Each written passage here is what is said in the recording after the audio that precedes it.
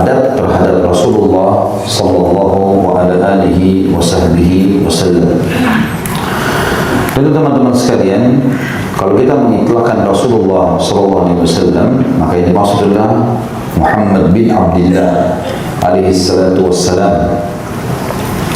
Beliau terkumpul padanya semua julukan yang terbaik, dan puncaknya adalah Nabi dan Rasul. Dia pemimpin anak Adam atau sayyidnya.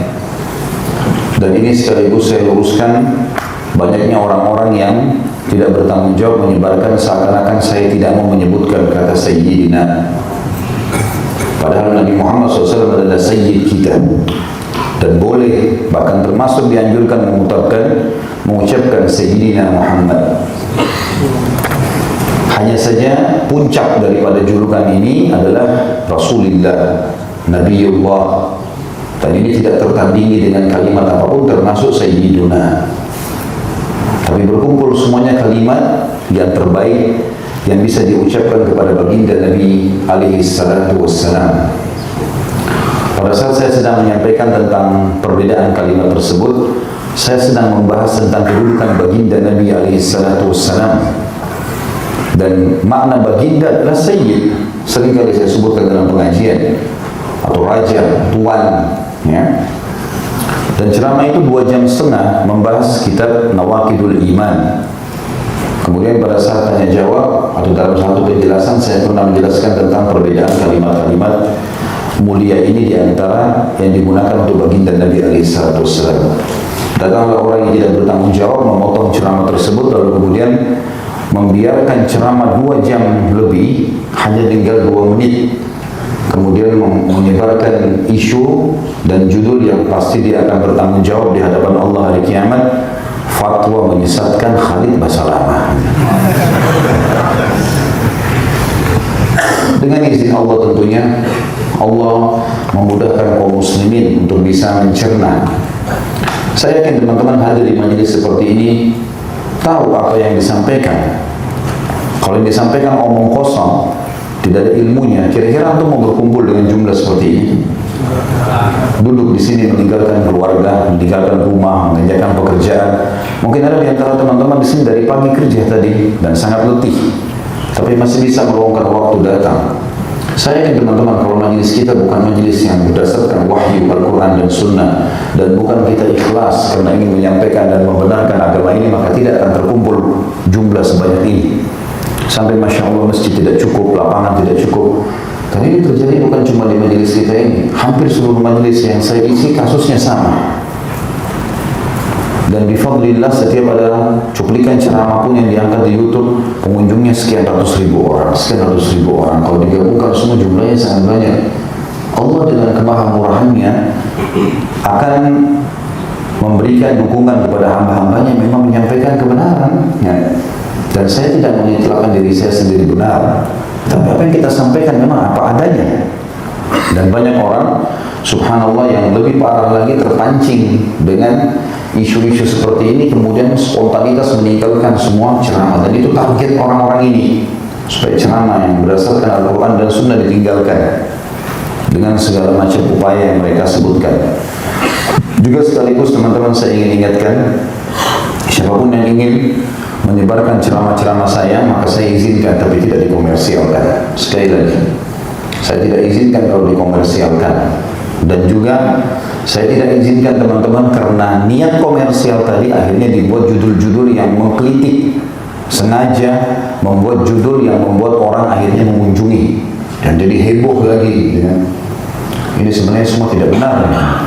Seperti pada saat saya sedang menjelaskan masalah tidak boleh mengambil air sisa minum saya, jangan mencium tangan saya kalau dari ceramah. Entah siapa yang mendatangkan cuplikan audio ceramah saya tadi, kalau didatangkan pesantren di Jawa Timur, kesannya saya sedang membicarakan masalah pesantren itu. Ini kekonyolan ini. Saya nggak pernah kenal siapa kiai yang dihormati di sana pesantren itu. Saya bicara tentang saya sendiri. Kan saya bilang di cuplikan itu, kalau saya, karena emang saya pernah temukan teman-teman sekalian, ada orang tua Di rumah sakit PIK di tempat anak saya lagi dirawat, semoga Allah sembuhkan. Di musolanya pada saat saya sholat ada orang tua datang tiba-tiba saya, Ustaz Khalid ya, terus langsung tiba-tiba cium tangan. Saya tarik, Pak, jangan cium tangan Pak, jangan cium tangan saya. Saya bukan orang yang seperti Bapak bayangkan, sudah dianggap orang di mana gitu ya. Anda lebih tua, Anda mestinya yang saya lebih hormati. Dan saya tidak pernah mungkin anak-anak saya mencium tangan saya kok. Istri saya kadang-kadang mencium tangan saya mencium tangan orang tua saya. Dan tidak ada salahnya sebenarnya kalau orang mencium tangan orang yang lebih dihormati gitu kan. Tapi saya bicara tentang masalah saya pribadi. Jangan dilakukan.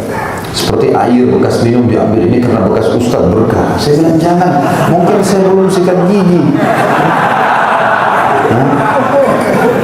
Saya bicara tentang saya pribadi. Kalau orang lain mau buat terserah dia saja, urusan dia. Tapi seperti itulah, terus kemudian heboh lagi. Kesannya orang pesantren itu ada yang hubungi tim kami. Ustaz Khalid sengaja buat ceramah ini. Sampai teman-teman jawab, tidak pernah kita buat. Kalau antum bisa dapat siapa yang buat cuplikan itu, kami juga mau bicara sama orangnya. Untuk apa teman-teman buat heboh seperti ini? Antum kalau niat ikhlas mau dapat pahala, ambil cuplikan yang bermanfaat, sebarkan dengan niat ikhlas. Akan jadi amal jariah. Tapi bukan memperkeruh permasalahan, membuat umat ini jadi kacau gara-gara itu semua. Dan alhamdulillah, ceramah kita transparan. Di shooting, buku referensinya jelas. Saya juga bicara dengan mic, didengar semuanya, rujukannya jelas. Jadi jangan sepotong-sepotong. Dan ini ternyata dihadapi sama dengan teman-teman dari yang lain, yang kadang-kadang ceramahnya dipotong-potong lalu kemudian disebarkan. Kalau niatnya ikhlas, biasanya subhanallah tidak sengaja mencari cuplikan yang bisa memancing konflik. Tapi kalau ini enggak, terus saja bolak-balik mengambil cuplikan pertanyaan-pertanyaan yang tidak sebenarnya perlu disebar sana sini ya. Allahu a'lam. Semoga Allah kasih hidayah. Yang jelas hari ini alhamdulillah materi kita adab terhadap Rasulullah SAW, dan Rasulullah SAW adalah nabinya Allah, rasulnya, dan sayyid kita, tuan kita, raja kita, manusia yang paling layak kita cintai melampaui kedua orang tua kita, saudara-saudara kita, kerabat kita, diri kita sendiri. Harusnya adabnya para Nabi SAW kita dahulukan beliau dari segala itu. Maksudnya apapun yang baginda Nabi SAW sampaikan baik, maka baik di mata kita walaupun jiwa kita tidak menyukainya. Dan apa yang dikatakan buruk, maka buruk di mata kita juga. Halal apa yang ia halalkan, haram apa yang ia haramkan. Dan tidak ada satupun yang bisa mendahului perkataan baginda Nabi SAW. Makanya Imam Malik rahimahullah berkata menunjuk kuburan Nabi SAW, karena beliau mengajar di masjid masjid Nabi SAW. Maka Imam Malik mengatakan semua perkataan dan pernyataan, contoh-contoh bisa diterima dan ditolak kecuali pemilik kuburan ini. Ditunjuklah kuburan baginda Nabi alaihi salatu wassalam. Saya akan bacakan teman-teman apa yang dikatakan Syekh Abu Bakar yang telah Allah berikan taufik rahimahullah menulis buku ini. Beliau mengatakan seorang muslim merasakan di lubuk hatinya yang paling dalam kewajiban beradab dengan sempurna terhadap Rasulullah SAW. Demikian itu karena beberapa sebab berikut. Yang pertama, sesungguhnya Allah telah mewajibkan atas setiap muslim laki-laki maupun perempuan untuk beradab kepada beliau SAW sebagaimana ditegaskan dalam firman-Nya atau firman Allah yang Maha Tinggi dalam surah Al-Hujurat ayat 1. Sebenarnya tentu surah Al-Hujurat ini terus membahas tentang Nabi SAW 3 ayatnya, 1, 2, 3. 3 ayat ini adalah ayat pertamanya, A'udzu billahi minasyaitonir rajim, ya ayyuhalladzina amanu la tuqaddimu baina yadayillahi wa rasulih. Al-ayat. Hai orang-orang yang beriman, jangan kalian mendahului Allah dan Rasulnya dalam segala hal. Apapun kita harus mendahulukan qala Allah, qala Rasul. Ya. Dalam makanan kita, minuman kita, pernikahan kita, pergaulan kita, pendapatan kita, ya apa saja. Semuanya harus mendahulukan Allah dan Rasulnya. Di ayat 2-nya Allah juga berfirman, Ya ayyuhalladzina amanu la tarfa'u aswatakum fawqa sawtin nabiyyi wa la tajharu lahu bil qawl ولا تجهروا له بالقول كجهر بعضكم لبعض أن تحبط أعمالكم وأنتم لا تشعرون. Hai orang-orang yang beriman, janganlah kalian meninggikan suara kalian melebihi suara Nabi, dan janganlah kalian berkata kepadanya dengan suara keras sebagaimana kerasnya suara sebagian kalian terhadap sebagian yang lain, supaya pahala amalan kalian tidak terhapus sedangkan kalian tidak menyadarinya. Ulama tafsir mengatakan ayat Hujurat, surah Hujurat ayat 2 ini memiliki dua makna dan dua-duanya sebenarnya berlaku. Makna yang pertama adalah semua orang yang hidup semasa dengan baginda Nabi SAW, pada saat dia sedang berbicara berhadapan langsung dengan Nabi SAW atau berbicara di masjid beliau atau di rumah beliau, tidak boleh suaranya keras. Itu makna yang pertama, dan ini berlaku pada saat Nabi SAW masih hidup di kalangan sahabat. Itu makna, dan ini makna yang benar. Makanya ada di antara sahabat pada saat turun ayat ini tidak pergi ke masjid sampai 3 hari, tinggal di rumahnya. Dan Nabi SAW seringkali habis sholat menanyakan tentang sahabat-sahabatnya, mana si fulan, dicari oleh Nabi SAW. Maka waktu sampai pada orang ini, mana si fulan?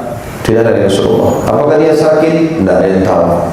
Dicari tahu keliling sampai ditemukan tetangganya. Coba cari tahu. Waktu dicari tahu ternyata dia ada sehat di rumahnya dan dia sholat di rumahnya. Sampai ditanyakan, kenapa kau tidak ke masjid? Rasulullah SAW mencarimu. Dia bilang, sungguh kalian tahu, orang yang paling keras suaranya di antara kalian adalah aku.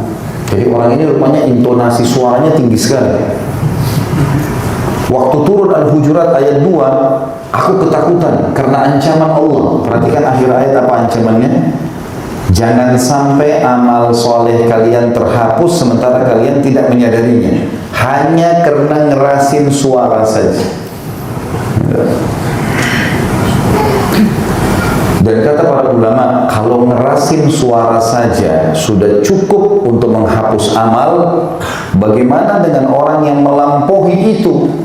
Misal memfitnah Nabi SAW, seperti orang-orang yang mengatakan bahwasanya istri Nabi Aisyah radhiyallahu anha yang mulia berzina, misalnya. Itu luar biasa, mencoreng kehormatan rumah tangganya. Salah seorang di antara kita saja kalau dihina seperti ini maka tidak akan terima, bagaimana dengan baginda Nabi SAW yang harus kita berkorban jiwa dan raga kita serta darah kita untuknya, seluruh harta kita untuknya. Makna yang kedua adalah ayat ini berlaku juga untuk orang-orang yang datang setelah kalangan sahabat, walaupun Nabi SAW sudah meninggal, seperti kita-kita ini, dengan cara tidak boleh mengangkat suara pada saat masuk di masjid Nabi SAW dan juga sedang mengucapkan salam di depan kuburannya, dan masuk di dalamnya tidak boleh mengangkat suara atau memotong pada saat penyampaian tentang Nabi SAW sedang disampaikan kayak di majelis ilmu. Misal syekhnya, ustadznya, kiainya lagi mengatakan Rasulullah SAW bersabda, gak boleh orang putus, sebentar saya mau tanya, gak boleh dipotong sampai selesai. Ini pekahnya para ulama memaknakan ayat ini karena ancamannya berat. Seluruh amal soleh yang lalu bisa hilang gara-gara masalah ini. Dan ayat juga ini dijadikan pegangan oleh ulama ahli sunnah wal jamaah tentang pentingnya seseorang berpegang pada sunnah Nabi SAW, menghormati, memuliakan, ya, juga dengan cara tidak menambah dan menguranginya. Apapun yang disampaikan oleh baginda Nabi SAW, teman-teman, masuk akal atau tidak masuk akal, diterima. Akal kita yang harus tunduk, coba memahaminya, bukan ditolak. Ya, gitu. Banyak orang mengatakan, masa sih masuk akal lalat itu kalau jatuh di minuman kemudian dicelupkan maka sudah layak diminum. Itu perkataan Nabi SAW. Masuk akalmu atau tidak ada urusan dengan kita ya? Karena akal kita harus tunduk dengan wahyu, bukan sebaliknya. Dan semua penyampaian Nabi SAW, masalah kematian, masalah alam barzah, masalah surga dan neraka, dan orang yang ragu serta membantah hanya kalangan orang munafik di zaman Nabi SAW. Masa sih nggak masuk di akal, nggak mungkin. Waktu Nabi SAW bilang, ayo kita pergi perang Tabuk, orang-orang munafik sebarin berita, Tabuk jauh, panas ya, sekarang kita mau panen kurma, lawan Romawi lagi 200.000 orang, mana bisa menang? Sementara orang-orang beriman dia sami'na wa ata'na. Rasulullah SAW bilang pergi semuanya, dan tertinggal orang-orang munafik ini. Ada waktu mau perang Tabuk, ada sahabat yang datang bawa harta banyak, saking banyaknya sampai dia nggak bisa angkat. Diangkat sendiri sama dia, emas, perak, berat, turun, naik lagi. Begitu terus sampai di hadapan Nabi SAW. Ada orang munafik hadir, lalu mereka bilang, riya itu. Padahal mereka nggak nyumbang. Tuh lihat orang riya, sebarin berita di majelis itu kalau itu riya. Subhanallah, sahabat-sahabat yang mukmin sudah tahu ini munafik, nggak usah didengarin. Datang lagi satu sahabat bawa cuma satu ya keranjang kecil, isinya cuma berapa butir kurma, mungkin cuma 5-6 butir kurma, nyumbang ya Rasulullah, cuma ini saya punya. Apa kata orang munafik? Mau diapain tuh berapa butir kurma? Nggak ada gunanya. Terus saja begitu. Apa yang Nabi SAW titahkan selalu dicari kelemahannya, selalu dicari masalahnya. Ya. Jadi orang mukmin berbeda, dan ini diambil juga istinbatnya atau hukumnya dari firman Allah surah Al-Hujurat ini. Masuk akal, tidak masuk akal, penyampaian baginda Nabi SAW selama itu hadis sahih diterima, selesai.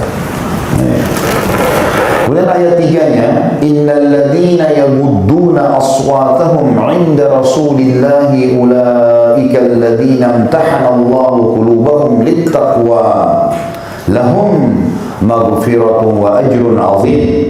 Sesungguhnya orang-orang yang merendahkan suaranya di sisi Rasulullah sallallahu alaihi wasallam, mereka itulah orang-orang yang telah diuji hati mereka oleh Allah untuk bertakwa. Maksudnya mereka sedang diuji oleh Allah. Begitu mereka berhasil, Allah akan sampaikan ke tingkat takwa yang paling tinggi.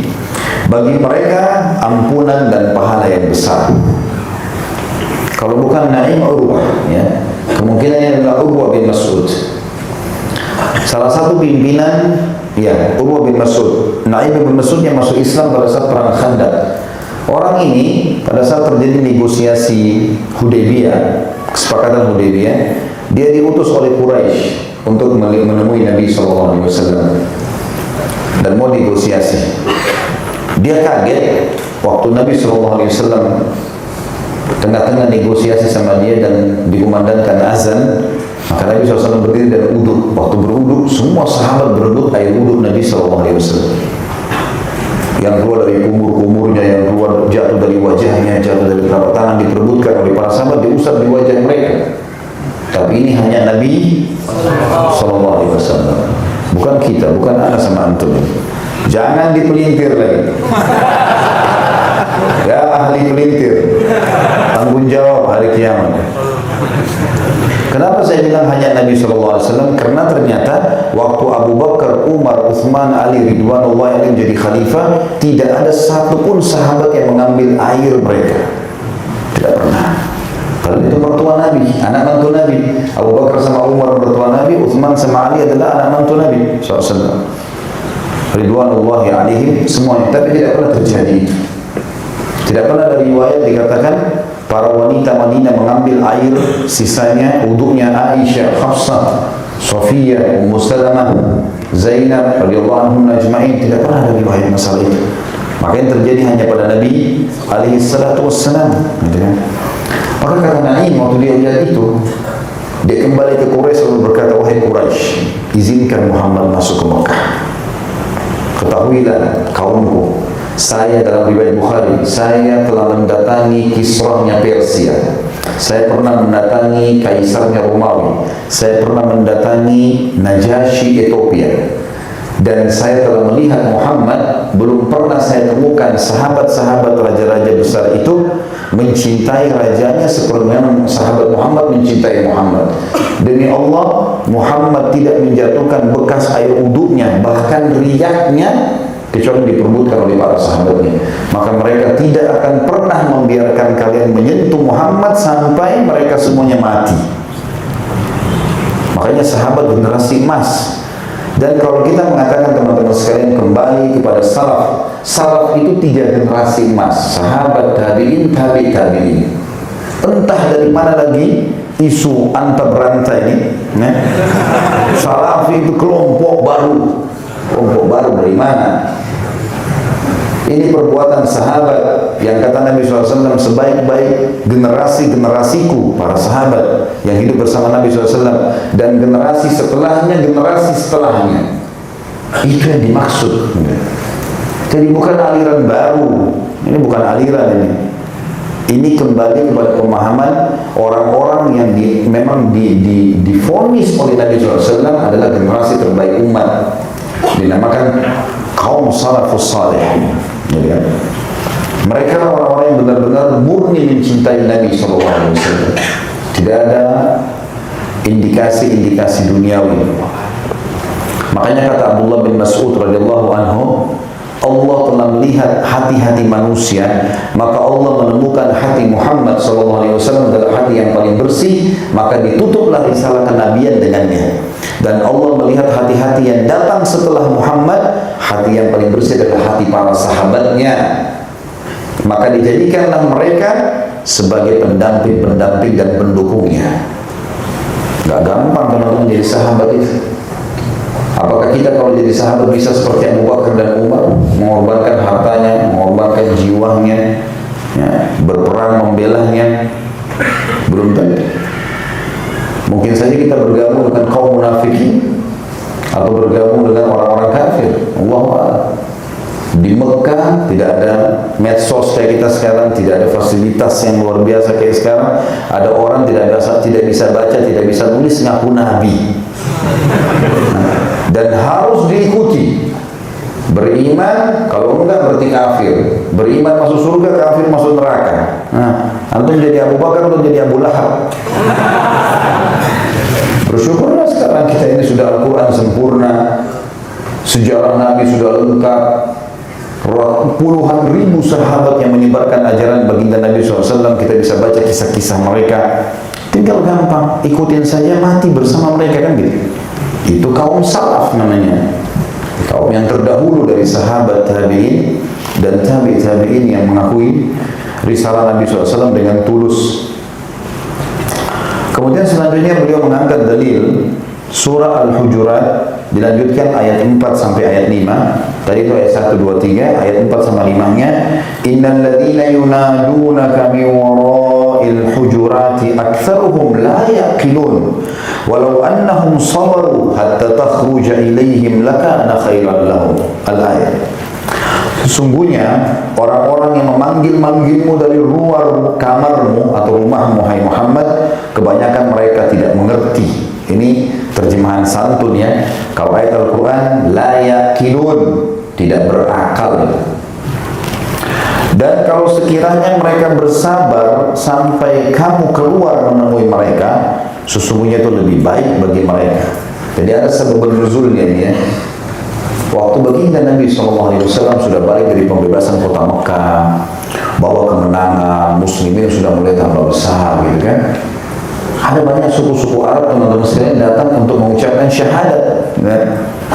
Tapi ada beberapa orang Badui dari Bani Tamim, suku Tamim, datang siang bolong di Madinah ya. Apa yang mereka buat teman-teman sekalian? Karena orang Badui biasa teriak-teriak di padang pasir ya. Siang bolong di waktu orang lagi tidur, termasuk Nabi SAW lagi kailulah, istirahat siang, habis sholat duhur sampai menjelang asar. Pergi tanya sahabat, di mana rumahnya Muhammad, di mana rumahnya Muhammad. Mereka belum masuk Islam ini. Ditunjukkan di situ rumahnya Rasulullah. Dari depan rumah, hai Muhammad, keluar. Niatnya baik sebenarnya, tapi caranya salah. Ya. Hai Muhammad, keluarlah, temui kami. Teriak-teriak. Karena kerasnya suara mereka sampai Nabi SAW terbangun. Terus para sahabat juga pada ngumpul. Begitu Nabi SAW buka pintu tanya, ada apa dengan kalian? Siapa kalian ini? Mereka bilang, kami dari Bani Tamim. Kami ingin berduet denganmu, ya, dengan syair-syair. Mengajak Nabi tantang syair. Siang bolong, kan bisa sore, bisa malam. Sudah itu kasar gitu. Tapi rahmatnya Nabi SAW luar biasa kepada umatnya. Beliau mengatakan, baiklah, ayo kita kumpul di masjid, siang bolong. Gitu. Kemudian Nabi SAW memanggil beberapa sahabat, diantaranya Hasan bin Thabit, dan sahabat Nabi. Mulailah mereka menunjukkan penyair-penyair mereka, memuji-muji Bani Tamim, segala macam, dibalas oleh sahabat. Kemudian balasan sahabat lebih baik. Jadi, akhirnya mereka mengatakan, penyair kalian lebih baik daripada penyair kami. Tampil lagi penyair yang kedua, muji-muji tentara perangnya mereka. Sahabat juga membalasnya. Tapi kesimpulan dari balasan dua orang sahabat itu, kami memiliki Rasulullah dan tidak ada kebanggaan lebih daripada itu. Akhirnya gara-gara itu mereka masuk Islam. Hanya karena bagi mereka syair ini penting sekali. Kadang-kadang ada orang begitu, subhanallah. Mungkin kita kalau berbicara dengan pedagang, maka kita harus tahu sebagai seorang dai bagaimana berbicara dengan pedagang dan membantu mereka memecahkan permasalahan fikih dalam dagangannya. Maka itu mungkin jauh lebih menarik buat mereka, gitu kan? Bagi yang bujang-bujang mungkin masalah pernikahan. Bagi yang pengangguran mungkin masalah pekerjaan. Mungkin bagi orang yang sudah berumur diingatkan masalah taubat dan akhirat, ya. Makanya kata Nabi SAW, rahimallahu mri'in khataban nasu ala hasba uqulihim. Semoga Allah merahmati seseorang yang mampu mengajak bicara orang-orang sesuai dengan kadar akalnya maksudnya bagaimana mereka berpikir dan keadaannya. Ini sebab nuzulnya, sehingga turunlah ayat ini. Allah SWT menganggap mereka tidak berakal karena mereka tidak bersabar. Waktu itu Nabi SAW lagi persiapkan diri, lagi pakai baju, mereka terus teriak-teriak sampai Nabi keluar, alaihi salatu wassalam. Setelah Hujurat 5 ayat tadi, ayat 1 sampai ayat 5, Syekh Abu Bakar rahimahullah mengangkat surah An-Nur ayat 63 yang bunyinya a'udzubillahi minasyaitonir rajim. Sebenarnya An-Nur ini dibahas oleh beliau ayat 62 sama 63 ya.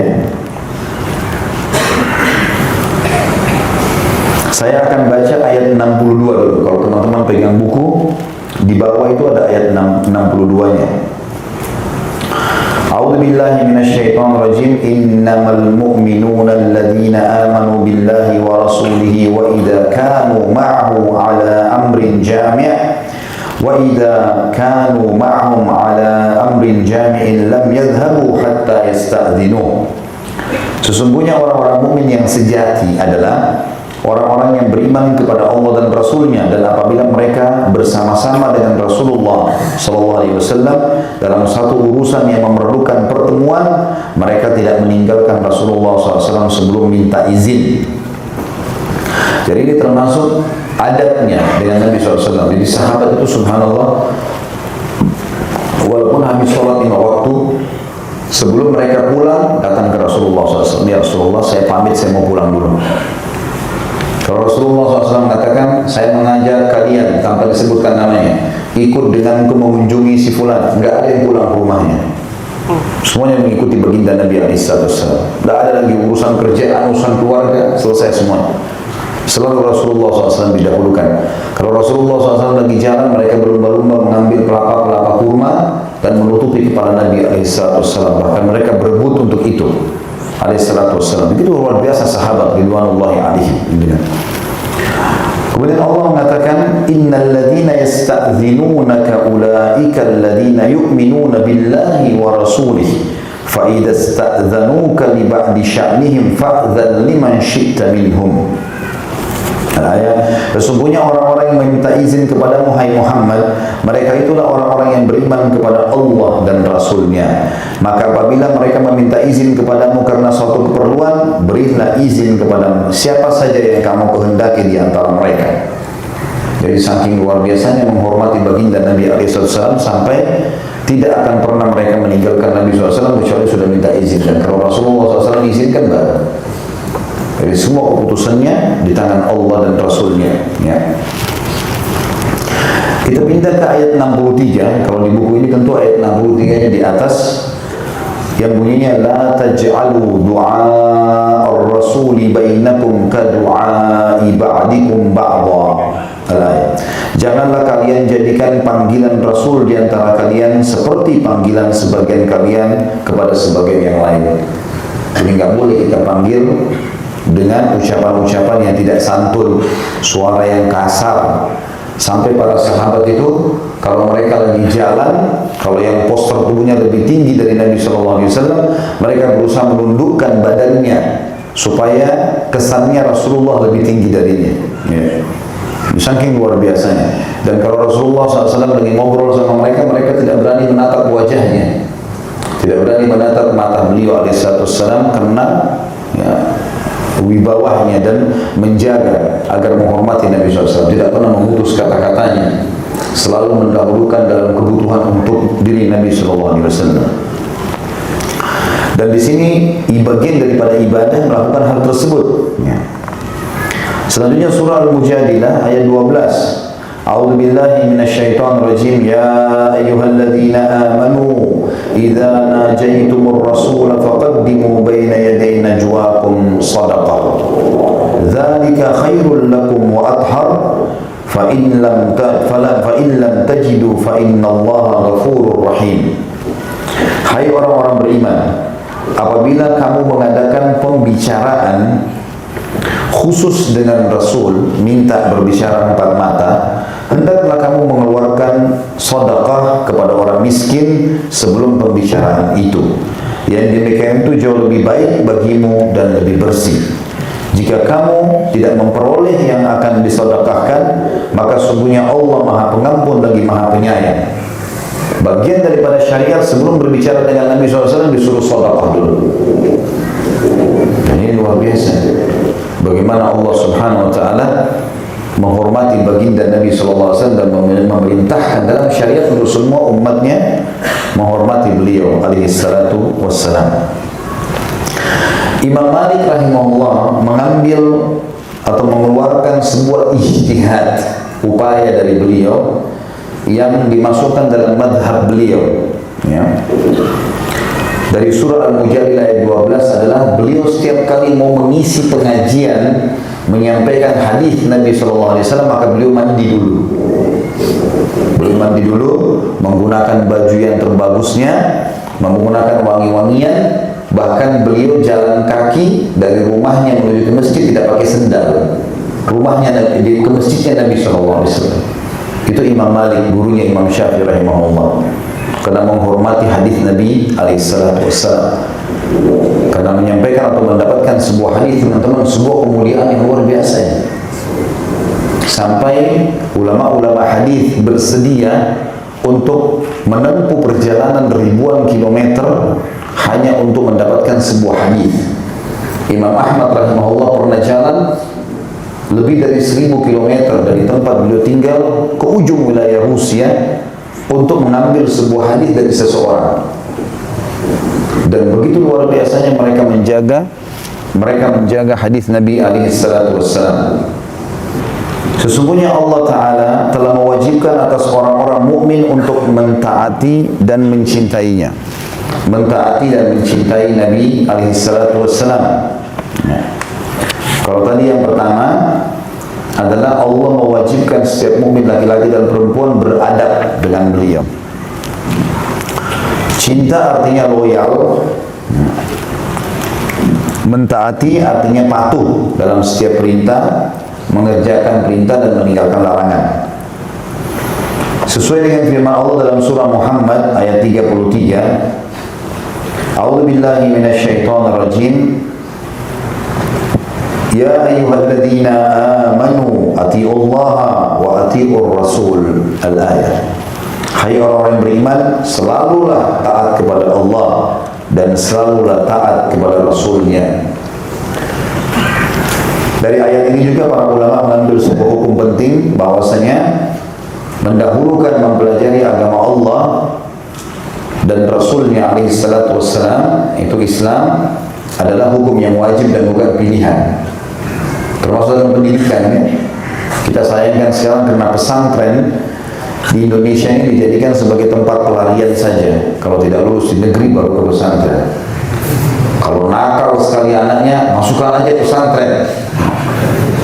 Seakan-akan pesantren tempat penampungan orang jahat saja. Padahal pesantren itu mulia. Bagaimana seseorang diajar menjaga sholat 5 waktu, baca Al-Quran, menghafal hadis Nabi SAW, mestinya skala prioritas dulu pesantren. Kalau nggak diterima baru pindah ke sekolah yang lain. Karena Allah bilang taati Allah, taati Rasul. Artinya pelajari semua yang bisa membuat kalian taat kepada Allah dan Rasulnya. Jadi belajar agama adalah kewajiban dan bukan pilihan. Tapi umum adalah kewajiban, adalah pilihan. Pelajaran umum adalah pilihan dan bukan kewajiban. Kemudian surah An-Nur ayat 63, beliau kembali membahas ayat 63 ini, atau beliau menyambung sebenarnya ayat tadi yang sebelumnya ya. Tapi ini berbau perintah agar kita mentaatinya dan larangan untuk melanggar titah Nabi alaihi salatu wassalam. Dalam surah An-Nur ayat 63, A'udzu billahi minasyaitonir rajim, falyahdharil ladzina yukhalifuna an amrihi an tusibahum fitnatun aw yusibahum 'adzabun alim. Maka hendaklah orang-orang yang menyalahi perintah Rasul takut akan ditimpa cobaan atau ditimpa azab yang pedih. Tentu di sini kata ulama tafsir yang dimaksud dengan menyalahi perintah Rasul artinya sengaja tidak mengerjakan perintah-perintah beliau tanpa uzur dan sengaja melanggar larangan-larangannya ya, sehingga akhirnya terjerumus dalam kemaksiatan, atau sengaja menambah-nambah dan mengurangi ajaran Nabi alaihi salatu wassalam. Karena Allah berfirman, dalil setelahnya menguatkan apa yang kita sampaikan, surah Al-Hasyr ayat 7. A'udzu billahi minasyaitonir rajim, wa ma ataakumur rasul fakhudhuhu wa ma nahakum anhu fantahu. Dan apa yang diberikan Rasul kepadamu maka terimalah ia, dan apa yang dilarangnya bagimu maka tinggalkanlah. Dilarang oleh Nabi sallallahu alaihi wasallam. Ya. Apapun yang dilarang di sini. Kemudian surah Al-Imran ayat 31. A'udzu billahi minasyaitonir rajim, qul in kuntum tuhibbunallaha fattabi'uni yuhibbukumullah wa yaghfir lakum dzunubakum. Katakan hai Muhammad kepada seluruh pengikutmu, jika kamu benar-benar mencintai Allah, maka ikutilah aku. Niscaya Allah mengasihi dan mengampuni dosa-dosa. Jelas sekali ayat-ayat ini bagaimana Nabi SAW menyuruh kita mencukupkan mengikuti titah-titah beliau, perintah-perintah beliau. Tidak usah melampaui itu, sudah cukup. Itu akan mendatangkan kebahagiaan dan ketentraman. Apabila ia wajib mentaatinya, kata Syekh rahimahullah, dan diharamkan menyelisihinya, maka itu menuntut dirinya beradab terhadap Nabi SAW di dalam segala kondisinya. Yang ketiga, sesungguhnya Allah telah menjadikan beliau SAW sebagai Al-Hakim atau pemutus segala perkara. Lalu Allah menjadikan beliau sebagai imam atau pemimpin, dan Al-Hakim atau hakim yang menengahi perkara manusia.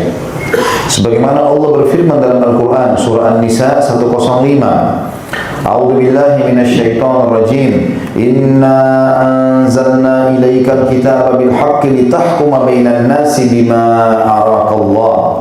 Al-ayat. Sesungguhnya kami telah menurunkan kitab kepadamu hai Muhammad dengan membawa kebenaran, supaya kamu mengadili antara manusia dengan apa yang telah Allah wahyukan kepadamu. Jadi memang syariat Nabi SAW ini adalah syariat untuk manusia, muslim atau bukan muslim. Semestinya itu adalah syariat yang paling tepat untuk ditetapkan. Sayangnya sekarang banyak umat Islam justru menjauhi syariat Allah dan pergi kepada syariat manusia, sehingga terpuruklah mereka dan bergantung satu sama yang lain. Ketergantungan teman-teman hanya boleh kepada Allah dan Rasulnya. Keluh kesah paling tepat kalau diberikan kepada Allah dan Rasulnya. Seorang ulama di Saudi menceritakan tentang kisah beliau, namanya Syekh Muhammad, sekarang termasuk salah satu hayat kibar ulama, salah satu ulama besar di Saudi. Beliau pernah membahas tentang keutamaan umrah dan berbagi cerita, banyak sekali ceritanya. Di antaranya salah satunya, beliau bilang ada satu orang syekh, teman dia bilang, penuntut ilmu juga, sahabat dekatnya, punya anak perempuan 2 di kota Madinah. Ini kisah belum lama, cukup lama maksud saya, sebelum ada handphone cerita ini. Karena beliau ceritakan cerita ini sebelum ada handphone, jadi masih sulit komunikasi, kecuali pakai telepon rumah saja. Maka beliau bilang ini sekitar 20 tahun yang lalu. Beliau mengatakan ada satu anaknya yang pertama perempuan sudah dilamar oleh orang lain, sudah berjalan rumah tangganya. Anak yang kedua sangat solehah. Anaknya orang ini, syekh ini, tidak disebutkan namanya oleh dia. Dia adalah teman dekat saya, solehah sekali, dilamar oleh seorang pengusaha besar di Saudi, punya wibawa, punya kelebihan fisik, dan dia bisa menjaga wibawanya di tengah-tengah orang. Jadi orang pikir ini orang baik, gitu ya. Yang jelas menikah, melamar, dinikahkan oleh syekhnya. Subhanallah, baru berjalan berapa bulan pernikahan, mengeluhlah si anak perempuan kepada ayahnya. Dia bilang, Allah memperlihatkan kepada saya siapa sebenarnya laki-laki yang jadi suamiku ini. Orangnya sangat kasar, orangnya tidak baik, suka mukul, gitu ya. Dan tidak pernah lewat 2 hari dari masa kehidupan rumah tangga mereka kecuali pasti dipukul. Padahal ini wanita mukminah yang salihah, tahu hukum-hukum dan adat rumah tangga. Saking tahunya sampai dia tidak mau bercerai, walaupun dia dipukul, dia berusaha mempertahankan. Dia sampaikan kepada ayahnya. Ayahnya coba nasihati anak mantunya dengan cara yang santun pun tetap tidak berubah. Maka kata Syekh Muhammad, ayahnya datang kepada saya, sering diskusi masalah-masalah agama sampai kepada masalah pernikahan anaknya. Kata Syekh Muhammad, wahai akhi, saudaraku, kalau engkau berkeluh kesah kepadaku, maka aku manusia biasa seperti kamu. Paling yang aku bisa sampaikan tidak lebih dari apa yang ada di benakmu. Tapi mau saran saya, pasti ada jalan keluar. Kata temannya, tentu saja. Kata dia, cobalah mengeluh dengan tulus kepada Tuhanmu. Dari Madinah ke Mekah, Mekah dekat sekali, ada rumahnya Allah. Umrahlah, berkeluh kesahlah pada Tuhanmu di sana. Ceritakan tentang masalah anakmu. Kata temannya, saya tidak pernah terpikir sebelumnya, dan umrah sudah biasa dikerjakan, tapi khusus umrah ingin mengeluhkan permasalahan pada Allah ini hal yang penting, gitu. Kata temannya, waktu itu kebetulan malam Jumat, dia beli tiket jam 3 subuh dari Madinah ke Mekah. Begitu tiba di Jeddah, masuk ke Mekah, niat umrah, dia nginap di salah satu hotel, lalu dia titip pesan sama memang dia mau berangkat kepada kedua anak perempuannya, kami nanti mau umrah besok pagi, besok jam 3 subuh, itu hari Rabu, hari Kamis mau berangkat, hari Kamis pagi, hari malam Jumatnya berangkat. Ini nomor hotel, kalau ada apa-apa telepon kami. Masuk di hotel, dia titip pesan juga ke resepsionnya, kalau saya ditelepon oleh seseorang suruh tunggu saja. Dia bilang, saya masuk umrah, setiap tawaf, sa'i, lisannya hanya ucapin, ya Allah, berikanlah jalan yang terbaik untuk anakku, berikanlah hidayah anak mantuku, ubahlah akhlak-akhlak buruknya, berkeluh kesah kepada Tuhannya, menyampaikan permasalahan secara detail kepada Allah. Dia bilang, orang ini cerita, dia bilang, selesai saya tawaf, saya sa'i, habis tahallul, azan subuh. Maka saya pun tunggu sholat subuh. Setelah sholat subuh, tadinya mau istirahat karena dari jam 2 malam keluar dari rumah, tapi hati saya tergerak untuk duduk sampai syuruk. Saya duduk sampai syuruk dia. Selesai syuruk, saya pulang ke hotel sama istri saya. Tiba-tiba resepsinya ribut. Apakah Anda si Fulan? Kata dia, iya saya. Dia bilang, ada satu perempuan telepon ribut dari tadi, bolak-balik telepon ke sini, penting ingin bicara sama Anda. Kata Syekh ini, ada orang ini, apakah dia sebut namanya? Dia bilang tidak, tapi dari Madinah. Dia tahu dari Madinah, salah satu dari anaknya. Diteleponlah anaknya yang pertama, yang bahagia dalam rumah tangga, tidak ada masalah. Tanya, "Nak, apa kau telepon saya?" Dia bilang, "Enggak." Mungkin si fulana, adiknya yang punya masalah itu. Kata dia, terlintas di benak saya, mungkin. Kalau saya telepon anak saya yang kedua itu, "Assalamualaikum, salam," tanya, "apa kau telepon?" Nak, "Iya, saya telepon. Dan saya bolak-balik telepon." Kata ayahnya, "Khairan insyaallah." Yang beliau pikir ini mungkin ada keluhan baru, pukulan baru gitu. Ternyata kata dia, anaknya bilang, "Entah ayahku, ilham Allah datang, sudah 1 jam ini suami saya menangis di depan saya. Menangis di depan saya 1 jam dari waktu dia berdoa, dari tawaf dan saya itu, dia bilang menangis, belum pernah dia menangis selama saya menikah. Sedangkan berkata santun aja tidak pernah. Tiba-tiba tadi malam bertengkar, dia memukul saya, kemudian sekarang 1 jam yang lalu dia masuk ke kamar, dia nangis-nangis minta maaf, "Kok wanita yang baik, saya laki-laki yang buruk, maafin saya janji tidak akan ulangi." Terus dan sampai sekarang saya telepon sama ayah ini, dia masih ada depan saya menangis-nangis. Orang butuh kejujuran dan keyakinan berkeluh kesah sama Allah, teman-teman sekalian. Betul-betul kalau antum mau paham, misal kita punya hajat, butuh sekali pinjam uang misalnya. Kalau yang belum menikah mungkin pada saat dia mau menikah, kalau yang sudah punya anak mungkin anaknya lagi sakit, dia mau berobat, dia butuh duit. Pada saat kita datang kepada seseorang, kita yakin bisa meminjamkan, gitu kan? Bagaimana cara antum berbicara pada saat itu?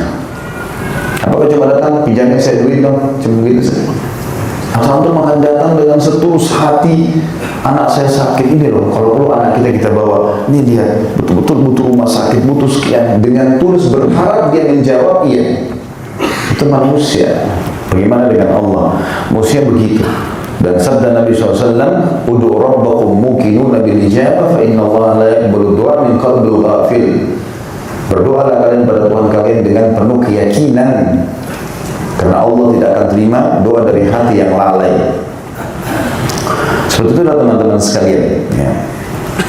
Jadi kita mengikuti baginda Nabi SAW dalam seluruh beluk kehidupan.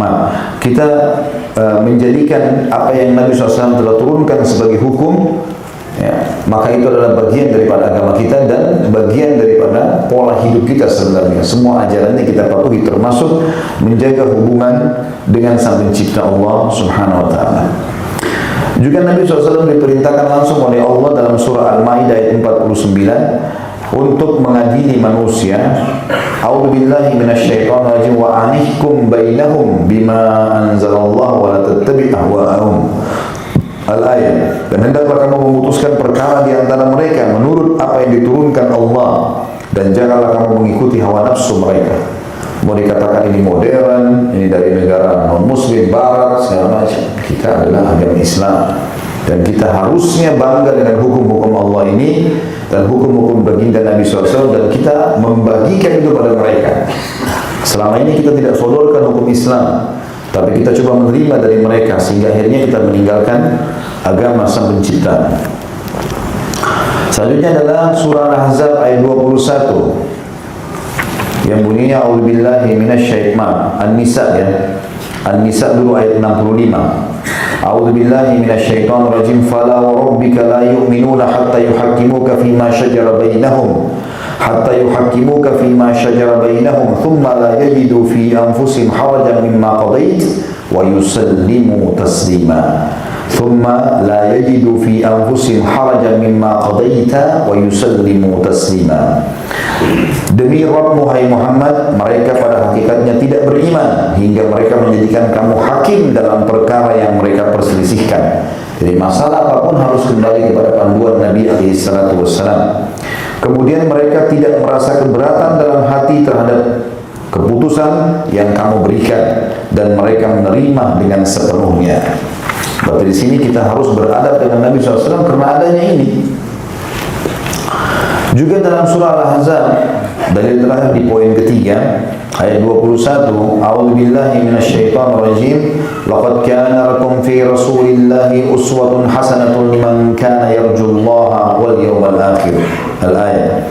Sampai sini saja. Saya selalu kalau mengatakan al-ayat karena Syekh Abu Bakar rahimahullah menulis ambil saksi sampai situ, ya. Jadi saya tidak tuntaskan ayat sebagaimana kita sesungguhnya tidak ada pada diri Rasulullah, sesungguhnya telah ada pada diri Rasulullah SAW suri tauladan yang baik bagi kalian, yaitu bagi orang-orang yang mengharapkan rahmat Allah dan kedatangan hari kiamat.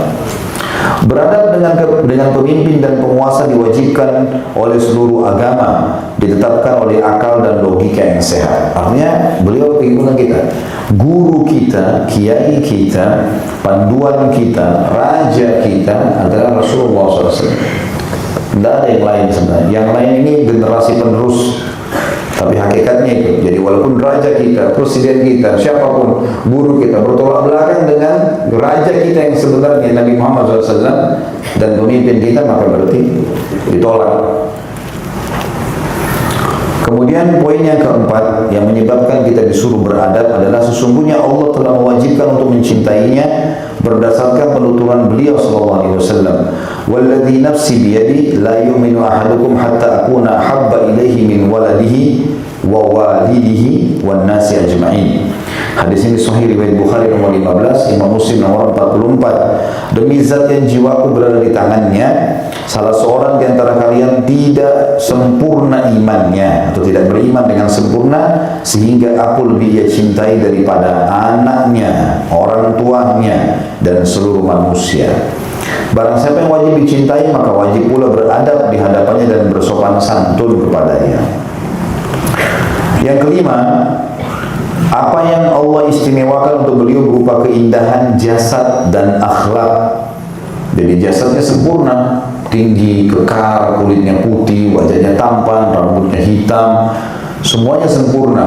Alis yang lebat, bola mata yang besar, hidung yang mancung. Orang setiap melihat Nabi SAW pasti suka. Karena sempurna fisiknya alaihissalam. Dan akhlaknya diikuti lagi dengan santun, sopan, pemaaf gitu ya. Dan apa yang Allah anugerahkan kepadanya berupa kesempurnaan jiwa dan zat, maksudnya keimanan. Beliau adalah makhluk yang paling tampan dan sempurna secara mutlak. Barang siapa yang demikian kondisinya, maka bagaimana tidak wajib beradab terhadapnya.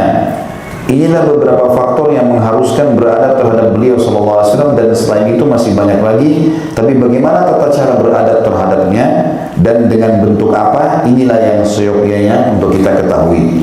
Maka beliau menyebutkan kurang lebih 8 poin beradab kepada Nabi alaihi salatu wassalam.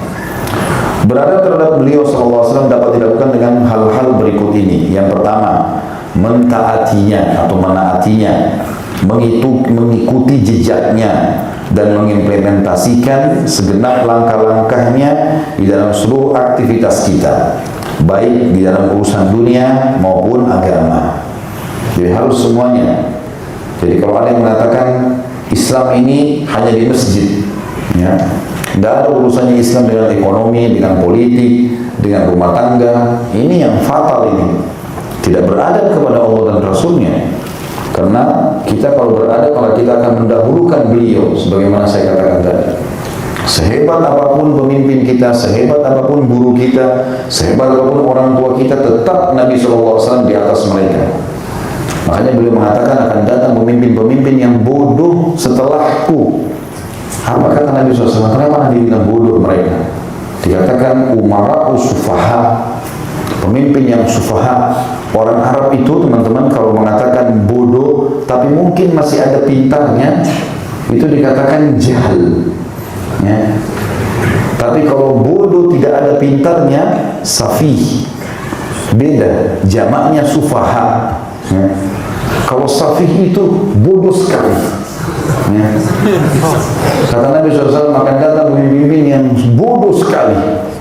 Kok bisa? Siapa yang Nabi maksudkan? Kata beliau, umara'a la yahtaduna bihadi wa la yastaduna bisunnati. Pemimpin yang tidak pernah mengambil petunjuk dariku dan tidak pernah mengikuti sunnah-sunnahku.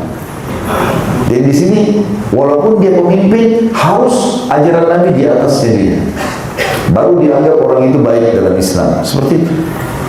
Jadi kita tidak mungkin pisahkan semua lini kehidupan kita dengan agama, karena semuanya harus diikuti dengan agama. Mau makan, mau minum, mau menikah, mau apa saja, berekonomi, mau berpolitik, harus ikuti Nabi SAW, mengikuti jejak beliau. Dan pasti yang mengikuti jejak orang yang sukses, dia akan apa? sukses. Mengikuti jejak orang yang gagal, dia akan gagal. Dan Nabi SAW sudah sukses menjadi nabi, penutup nabi-nabi, pemimpin manusia, gitu kan? Dan juga beliau adalah raja yang sukses, suami yang sukses, ayah yang sukses, pedagang yang sukses. Nah, mengikuti siapa lagi? Dan Allah Sang Pencipta menyuruh kita menjadikannya sebagai suri tauladan. Lalu untuk apa pilih orang lain, teman-teman sekalian?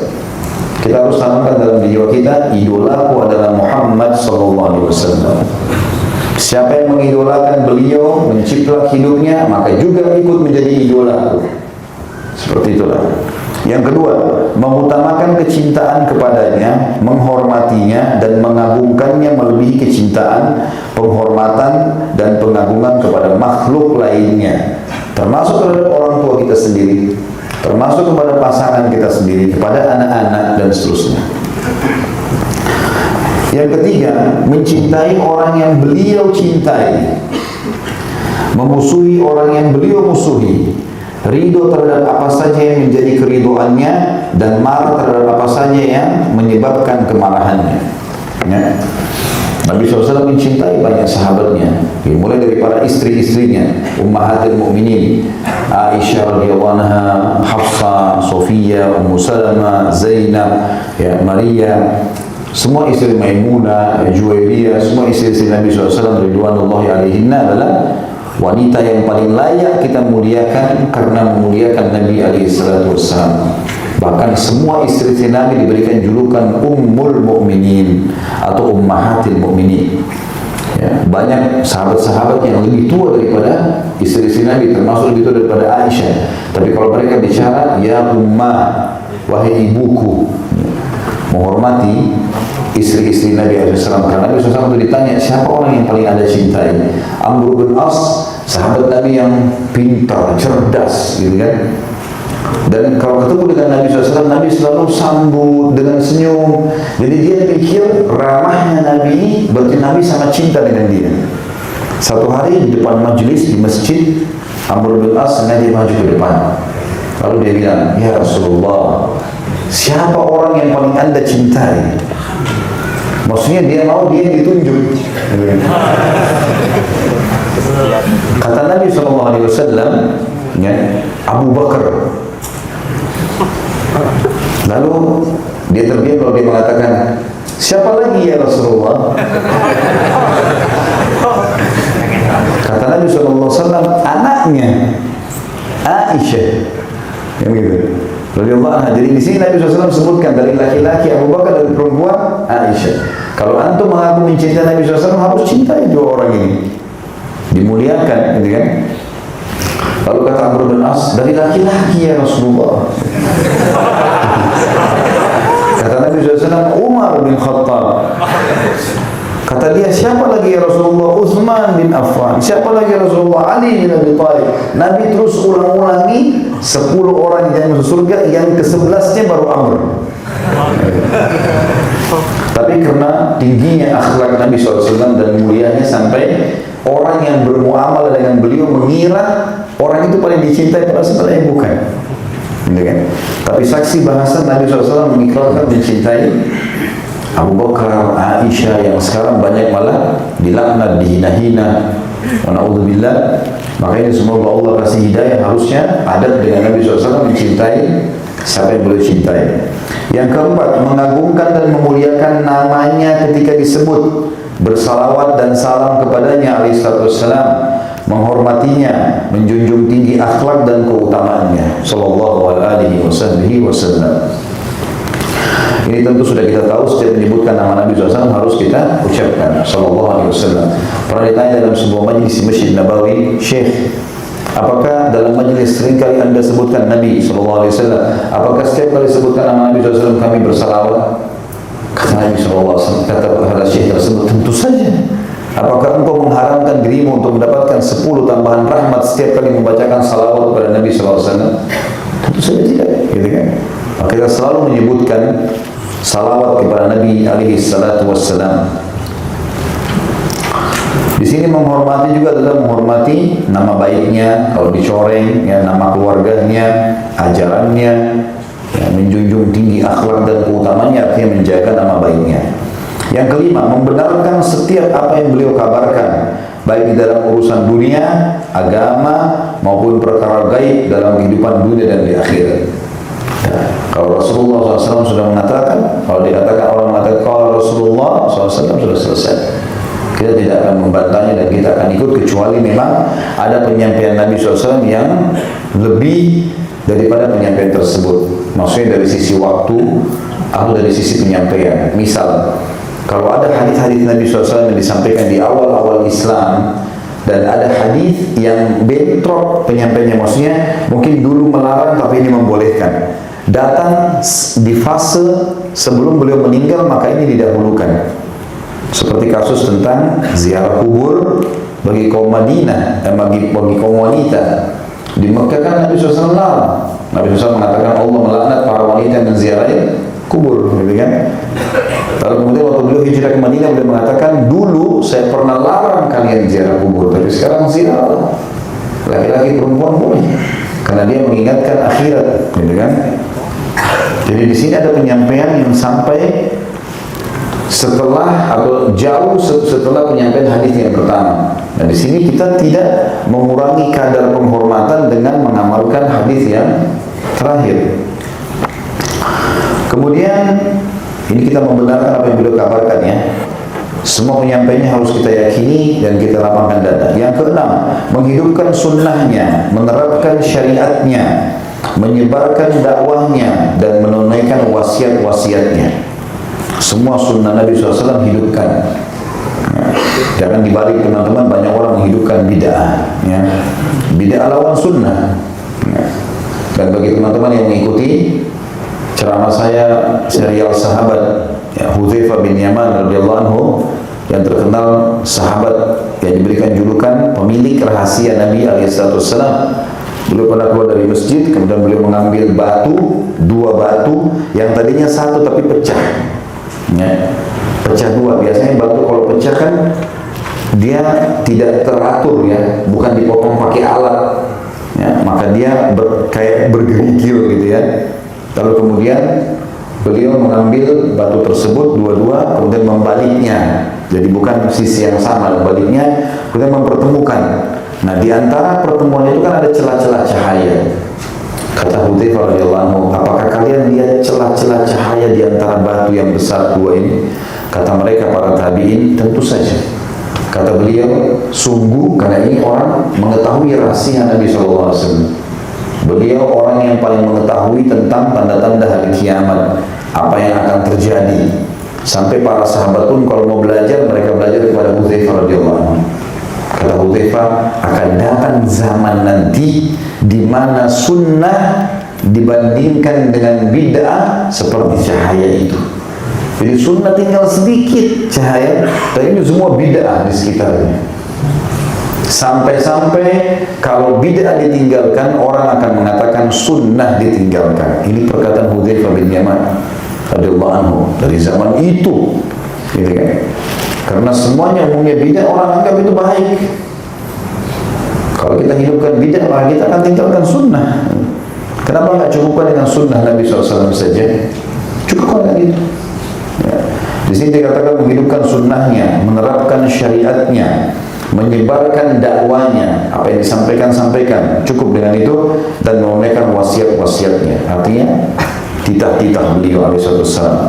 Yang ketujuh, merendahkan suara di sisi kuburnya dan di dalam masjidnya bagi orang yang Allah muliakan untuk menziarahinya, memuliakannya dengan berdiri di sisi kuburan Nabi SAW.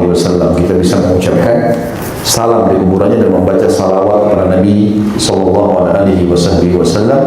Dan yang terakhir adalah mencintai orang-orang yang saleh, membela dan menolong mereka karena kecintaannya, dan membenci orang-orang yang berbuat fasik dan memusuhi mereka dengan kebenciannya. Jadi Nabi SAW itu sangat cinta dengan orang-orang saleh. Setiap ada sahabat yang ibadahnya bagus seperti Abdullah bin Umar radhiyallahu anhu, setiap melihat Nabi SAW buat satu ibadah pasti beliau kerjakan, selalu, gak pernah telat.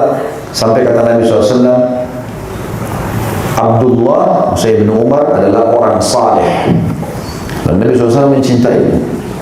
Nah, dikenal dengan sahibut ta'assi. Dan pada saat Nabi SAW melihat orang-orang yang melakukan perbuatan-perbuatan pelanggaran, beliau membenci perbuatannya. Maka di sini kita mencintai orang-orang saleh yang mengikuti sunnah-sunnah Nabi, membela dan menolong mereka dengan kecintaan mereka, dengan kecintaan kita pada sunnah yang sedang dia terapkan.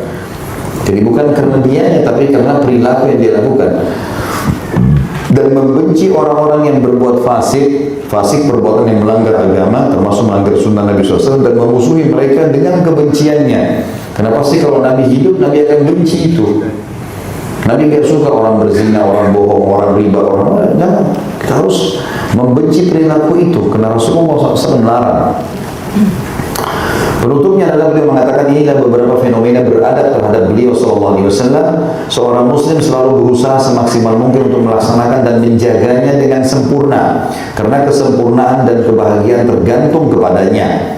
Jadi kita akan bahagia kalau kita menjaga ini semua. Semoga Allah memberi taufik kepada kita agar kita dapat beradab terhadap Nabi kita dan menjadikan kita termasuk pengikut, penolong dan golongan beliau sallallahu alaihi wasallam, dan semoga Dia Allah memberikan rezeki kepada kita untuk mentaatinya dan tidak menghalangi kita dari mendapatkan syafaat beliau. Ya Rabb kami kabulkanlah.